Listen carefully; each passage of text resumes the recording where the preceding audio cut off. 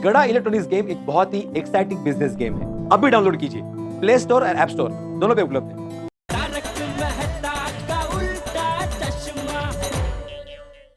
पापा, हम घर जाकर पैसे और गहने लेकर आते हैं। ठीक है बेटा, मैंने जरूर पिछले जन्म में पुण्य किए होंगे जो तुम्हारे जैसा दामाद मिला है। पुण्य तो मैंने किए हैं जो मुझे सपना जैसी जीवन संगिनी मिली है। अच्छा पापा, वो 35 लाख का इंतजाम हो जाएगा ना? हाँ हाँ, मेरे एक दोस्त दिनेश का फोन आने वाला है। भगवान की कृपा रही तो काम हो जाना चाहिए। ओके पापा, हम चलते हैं। ठीक है बेटा।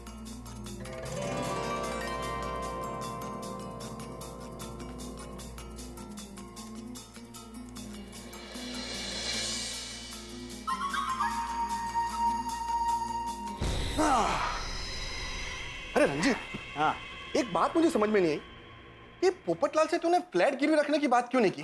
अरे मुन्ना, निवाला बड़ा खाओगे ना गले में अटक जाएगा। जब प्लानिंग बहुत बड़ी होती है ना तो सोच समझ कर हर चाल चलनी पड़ती है। अब राजा गोकुलधाम सोसाइटी जाएगा और फ्लैट पर अपना कब्जा हो जाएगा। Formula number 48। शाबाश। बस अब तो भगवान के आगे हाथ जोड़कर यही प्रार्थना है कि ऐसे ही हमारा साथ देते रहे। अरे रंजीत, क्या यार, गलत कामों में भी भगवान की मदद लेनी पड़ती है। अरे मुन्ना, काम भला हो या बुरा, ऊपर वाले पर सबका हक है। कर बुरा तो हो भला। ओ यारो, चलो चल गया यार। सूरी यार, तुम हद करते हो। जब तय हुआ है कि विश्वजीत चाचा जी को सुबह अपने को टाइम पे देखने जाना है और तुम ही लेट कर रहे हो यार। हाँ जी चलो। पर पिड़ू कितने हैं? वो चाचा जी भी तो अपने साथ आने वाले थे, वो कितने हैं? अरे यहाँ आइए आइए चाचा। हाँ आ जाओ चाचा जी, आओ चाचा जी। आइए आइए। जय श्री कृष्णा, सत श्री अकाल। अच्छा, ये बैग वैग लेके चल रहे हैं, विश्वजीत जी को कुछ सामान देना है? वो हम सब यंग गोल्ड ग्रुप वाले 2-3 दिन के लिए यात्रा पे जा रहे हैं, तो विश्वजीत जी से मिलके सीधा वहीं से निकल जाओ। अच्छा जी। ओ चाचा जी, बैग मैंने दे दो। हाँ जी। चले। सब आ गए लेकिन भिड़े मास्टर नहीं आया। वही थे, ले आ गया पिड़ू। अब पिड़ू यार, कितनी देर हो? सॉरी सॉरी सॉरी, चलो चलो चलो चलो। आत्माराम, कितना लेट कर दिया। अब पोपटलाल हमारा इंतजार कर रहा होगा। शिक्षक यार, अरे वो एक चप्पल गुम हो गई थी मेरी, वो सोफे के नीचे चली गई थी। अच्छा चलो चलो चलो चलो भाई।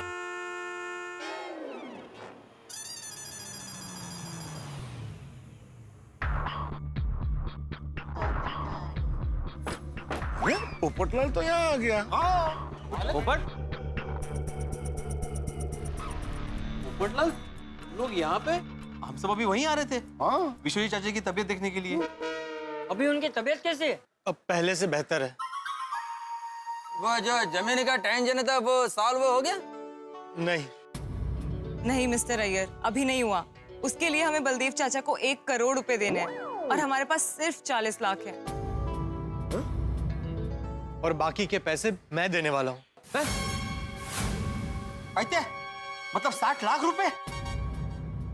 पोपटलाल, 60 लाख रुपए तुम कहाँ से दोगे? मेरे पास 15 लाख की एफडी है और कुछ गहने हैं।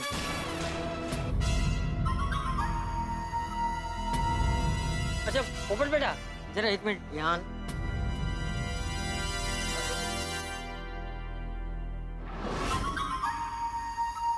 क्या हुआ चाचा जी?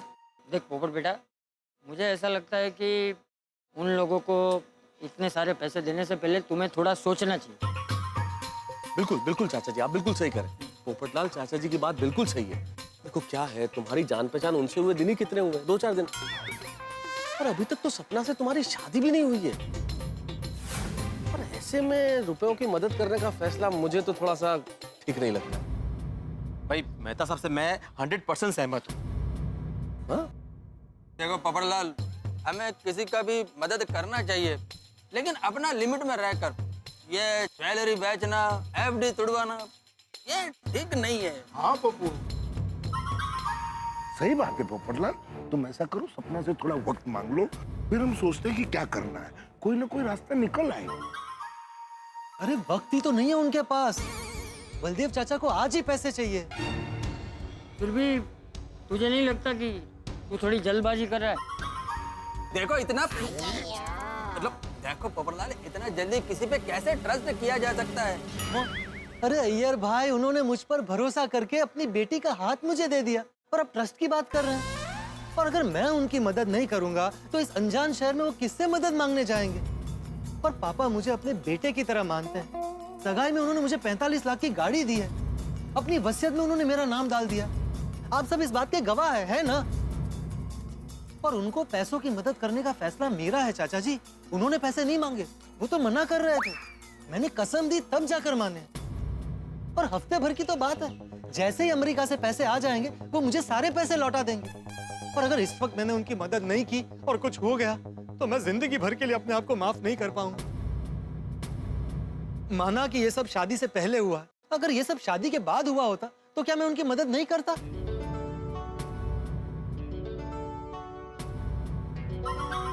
वैसे पोपटलाल की बात तो सही है, शादी के बाद होता तो पोपटलाल मदद करता ही ना। चाचा जी आपको क्या लगता है? मुझे भी लगता है कि पोपट सही कह रहा है। मुसीबत में इंसान अपनों से ही तो मदद की अपेक्षा रखता है, और अपनों की मदद करना इंसान की नैतिक जिम्मेदारी है। उन्होंने पोपट पे इतना भरोसा रखा है तो हमें भी उन पे भरोसा रखना चाहिए। चाचा जी की बात सोले आने सच है। उन्होंने भी तो पोपू का नाम शादी से पहले ही वसीयत में लिख दिया। तो वो जी विश्वास पे दुनिया कायम है। पोपू तू सही जा रहा है। देखिए चाचा जी, आप लोग जो बात कह रहे हैं उससे मुझे इनकार नहीं है कि लोग तो अच्छे लग रहे हैं, रिश्ता भी हो गया है, लेकिन फिर भी एफडी तोड़ के गहने बेच के ऐसे मदद करना मेरी तो समझ से बाहर है। जीजू, राजा, पापा की तबीयत कैसी है? ठीक तो है ना? अब ठीक है। जीजू, मुझे कुछ पेपर्स पर आपके साइन चाहिए। साइन किस लिए? वो पापा ने अपनी वसीयत बनाई है ना, तो उसमें कुछ जगह पर आपके साइन चाहिए। राजा, तुझे नहीं पता तू कितने सही वक्त पर आया है। शायद हम जीतीबाजी हारने वाले थे। इस वक्त? इतनी क्या जल्दी है? दरअसल बलदेव चाचा ने जो किया उसके बाद पिताजी काफी हर्ट हो गए हैं, इसलिए उन्होंने कहा है कि उनके जीते जी वसीयत का फैसला हो जाए, ताकि बाद में कोई झगड़ा ना हो। कर लीजिए ना साइन, पापा की एक टेंशन दूर हो जाएगी। लाओ, कहाँ साइन करना है?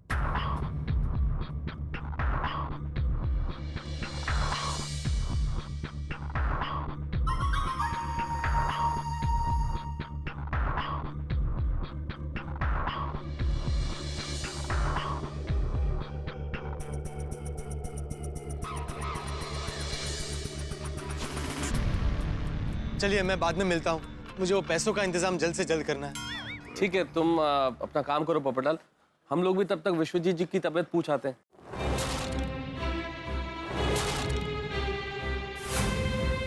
नहीं नहीं नहीं नहीं, उसकी कोई जरूरत नहीं है। पिताजी की तबीयत अब काफी ठीक है। जीजू, वो पैसों के लिए बलदेव चाचा का फोन आया था, तो हाँ हाँ, वो गहने घर पर ही है, तुम उसे लेकर जाओ और मैं वो एफडी तुड़वा कर बैंक से पैसे निकलवा लेता हूँ। एक मिनट पोपटलाल, पैसे का मामला इसलिए जरा संभल के। सोडी, तुम एक काम करो ना, तुम जरा पोपटलाल के साथ बैंक चले जाओ। हाँ ओके मेहता साहब। पोपटलाल, सोडी तुम्हारे साथ बैंक चलेगा। हाँ ठीक है। और हाँ सपना बेटा, तुम्हें और किसी चीज की भी जरूरत हो तो हमें बताना। पोपट सिर्फ हमारा पड़ोसी ही नहीं, बल्कि हमारे गोकुलधाम परिवार का एक हिस्सा भी है। जी सोडी, मैं बस अभी आता हूँ। आ जा। आओ आओ। चलो भाई, मुझे भी देर हो रही है, मैं जाता हूँ। ओ चाचा जी, मैं तो छाड़ के आना हूँ। अरे तू रुक भाई, तुझे पोपट के साथ बैंक में जाना है ना, तू यहीं रुक। हाँ, मैं चला जाऊँ। मैं आपको रिक्शा तक छोड़ता हूँ। हाँ पिड़ू, हाँ पिड़ू, ठीक है। चाचा जी को हैप्पी जर्नी चाचा जी, हैप्पी जर्नी। जाइएगा। आप लोग बैठिए, मैं गहने लेकर आता हूँ। जीजू, आपसे कुछ बात करनी थी। हाँ बोलो। पापा के फ्रेंड दिनेश अंकल का फोन आया था। वो कह रहे थे कि पैसों का इंतजाम करने में 2-3 दिन और लग जाएंगे। तो उसमें टेंशन की क्या बात है भाई, मैं हूं ना। अभी मेरा घर गिरवी रख के पैसे ले लेंगे। जीजू, लेकिन पापा तो आपका घर गिरवी रखने के लिए मान ही नहीं रहे थे। उन्होंने तो ये भी कहा कि भले ही हमारे पुरखों की जमीन ना मिले, लेकिन आपका घर गिरवी रखकर हम पैसे नहीं लेंगे। पापा से मैं बात कर लूंगा।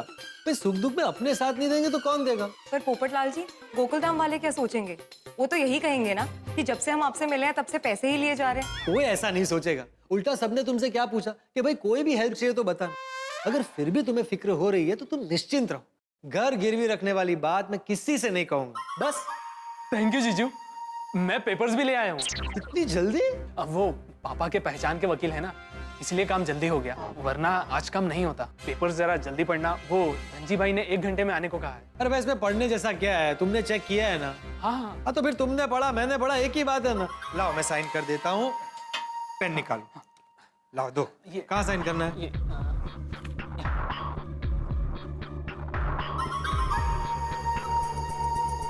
और यस, पावर ऑफ अटर्नी और सारे पेपर्स पर साइन हो गए। ओके थैंक यू जीजू। मैं एक काम करता हूँ, मैं पेपर्स लेकर धनजी भाई के पास पहुंचता हूँ। सपना, तुम और जीजू गहने और पैसे लेकर फटाफट बंगले पर पहुंचो। ठीक है राजा, हम तुम्हें बंगले पर ही मिलते हैं। हाँ ओके, संभल कर जाना। जी जी। तुम रुको, मैं गहने लेकर आता हूँ। जी।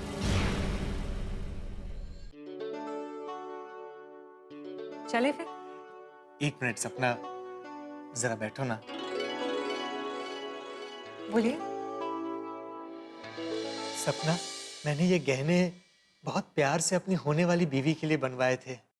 मैं जब पहली बार अहमदाबाद रिपोर्टिंग करने गया था तो वहां से मैंने ये झुमके खरीदे थे। और ये हार, ये देखो, ये मैंने खास रहीम चाचा से बनवाया है। वो भोपाल में बारीक कारीगरी के बहुत मशहूर कारीगर हैं। बहुत सुंदर है। और ये पायल है ना, ये देखो, जब मुझे दिवाली का पहला बोनस मिला था ना, उससे ये पायल खरीदी थी। सपना, ये गहने मेरे लिए सिर्फ गहने नहीं है, इनके साथ मेरा एक अनोखा रिश्ता है। इन गहनों के साथ मैं अपने जीवन साथी के सपने बुनता था। इन सारे गहनों में मैंने अपना प्यार, अपना भरोसा और विश्वास पिरोया है। पोपटलाल जी, एक बार कहने पर आपने पूरे जीवन भर की कमाई मुझे दे दी। इतना भरोसा करते हैं आप मुझ पे? अरे पगली, हम जिस पवित्र बंधन में बंधने जा रहे हैं ना, उसे शादी कहते हैं। और शादी का दूसरा नाम ही भरोसा है। और जीवन के समंदर में भरोसा ही लाइफ जैकेट होता है। क्या? मैं कुछ समझी नहीं। मैं समझाता हूँ। पहले के जमाने में लोग बिना मिले, बिना देखे एक दूसरे के साथ शादी कर लेते थे और पूरा जीवन एक दूसरे का साथ देते थे, सिर्फ और सिर्फ भरोसा, विश्वास और ट्रस्ट के बलबूते पर। अच्छा एक बात बताओ, हमें अपने कल के बारे में कुछ पता है? नहीं। अरे कल छोड़ो, हमें अगले पल के बारे में नहीं पता। फिर भी हम सपने संजोते हैं ना। हम ये सोचते हैं कि कल सब अच्छा होगा, हमारी शादी होगी, हम फ्लैट खरीदेंगे, हम दुनिया की सैर करने जाएंगे। हम सपने देखते हैं ना। हाँ। ये सपने हमें हमारा विश्वास दिखाता है, कल सब अच्छा ही होगा, ये विश्वास। अच्छा एक बात बताओ, क्या हमने कभी ईश्वर को देखा है? नहीं। फिर भी हम उस पत्थर की मूर्ति की पूजा करते हैं। क्यों? क्योंकि हम उसे ईश्वर मानते हैं। हमारा उस मूर्ति में विश्वास है। मेरे लिए ईश्वर विश्वास है और विश्वास ही ईश्वर है। जहां विश्वास होता है वही प्यार होता है।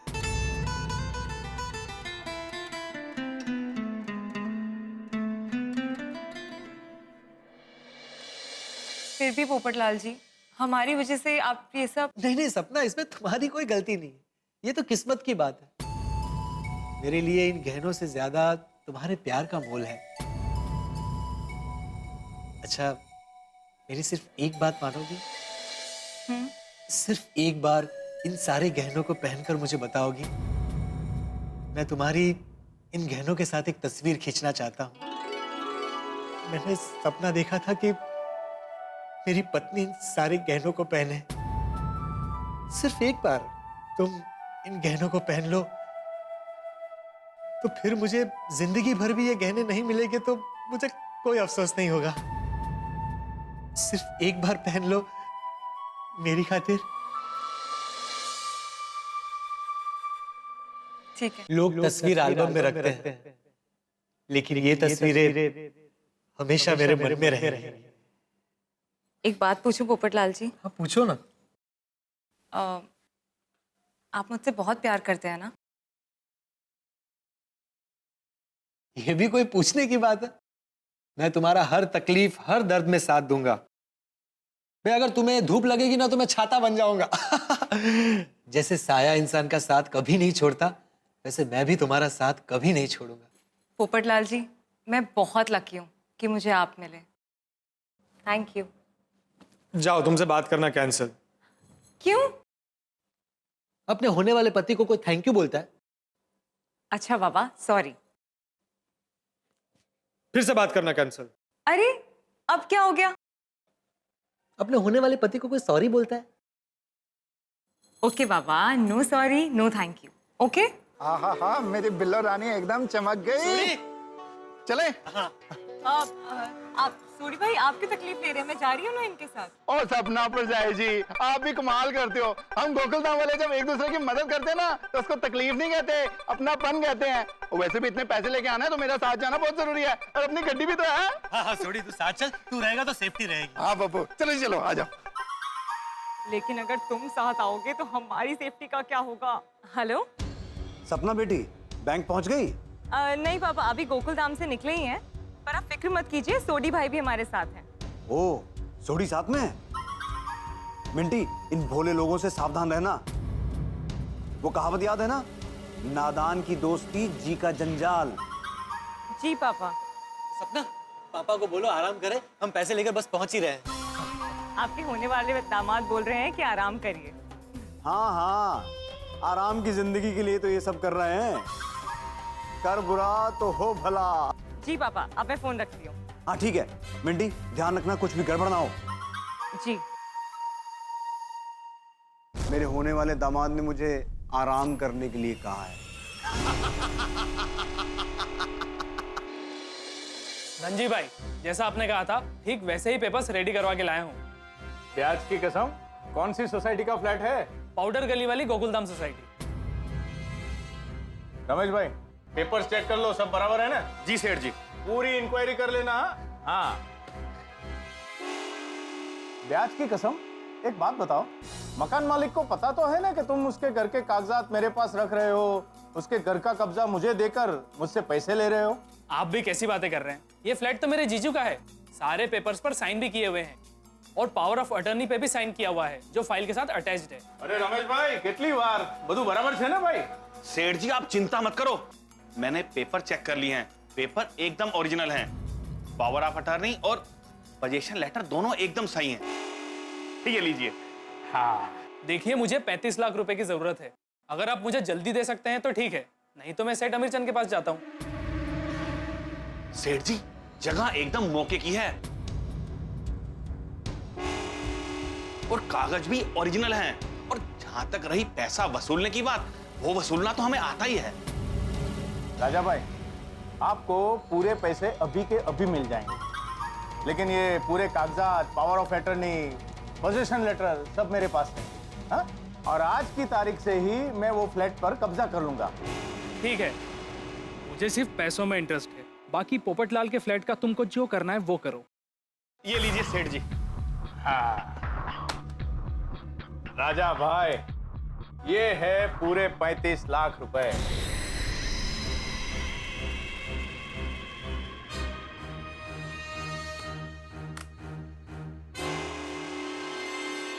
शाबाश राजा बेटा, शाबाश। कितनी आसानी से तूने काम कर दिया। अब बाहर जाकर मिंटी से बात कर लेता हूँ कि वो कहाँ पहुंची, उसके हाथ में पैसे आए या नहीं।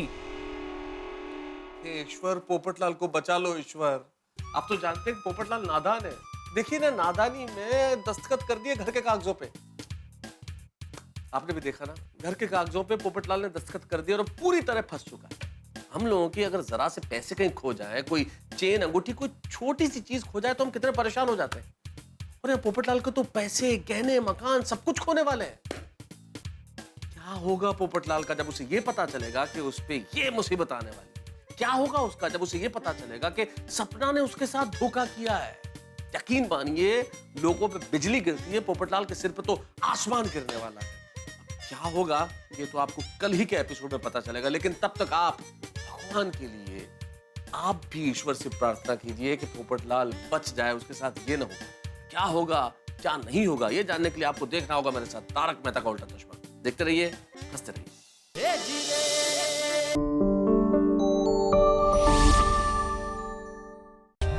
For more updates, subscribe to our channel, Click the show links and enjoy watching the videos.